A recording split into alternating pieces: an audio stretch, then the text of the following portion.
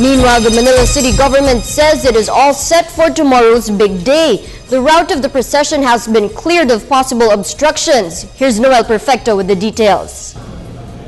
Manila local government says it's all systems go for the conclusion of the three-day feast of the Translacion of the image of the Black Nazarene.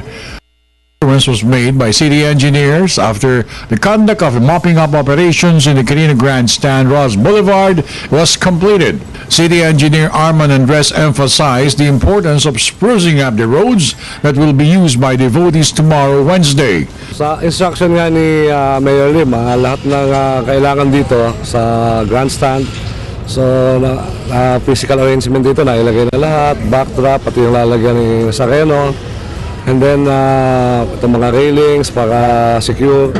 And then, yung ruta ng prosesyon, ito, nagpo-final, na kami ngayon, clearing, na asfalto na lahat, yung mga open manholes, natakpan na lahat, yung mga wires na dangling wires na, naayos na lahat. Pati yung mga sanga na, yung mga puno na mabababa, na trim na namin lahat. So, mamapping na lang namin ngayon. So, all clear na yung dadaanan ng sasakyan. 23 roads will be used for the procession or translation of the image from Quirino Grandstand to the Quiapo Basilica in Plaza Miranda. Andres also said that authorities use some roads or implement rerouting to ensure the smooth flow of traffic in the city. Kasi mga namamanata, nakatapak lahat yun eh. So, nagpo-flashing tayo, so kailangan klaro yung kalye, kaya nagmamapping kami ngayon. Itong buong ruta na to, dadaanan namin ngayon. Para masigurado.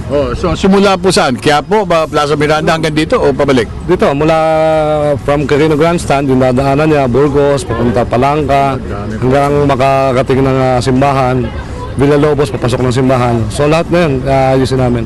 Malinis mo sa thumbtacks, pako o anumang bagay. Yan, kaya ka magmamapping kami. Tingnan namin kung may mga objects na sa mga nakapaan na deboto.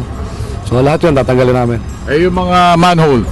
Ay, natakpan na namin lahat. Other government agencies are also extending assistance to secure the area where the image of the Black Nazarene is kept, such as Philippine Coast Guard, which secures the back portion of the Quirino Grandstand. At the same time, PNP K9 sniffers are on the lookout for suspicious items in the vicinity of the building.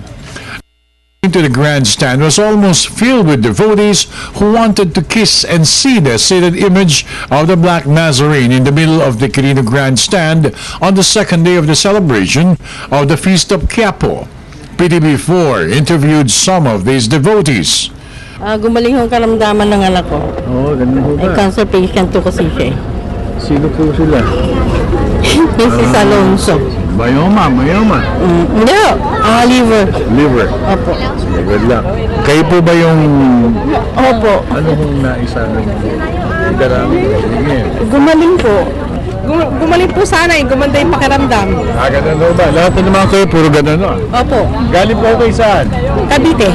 Manila's finest implemented the measures to make sure that the celebration would be orderly and peaceful.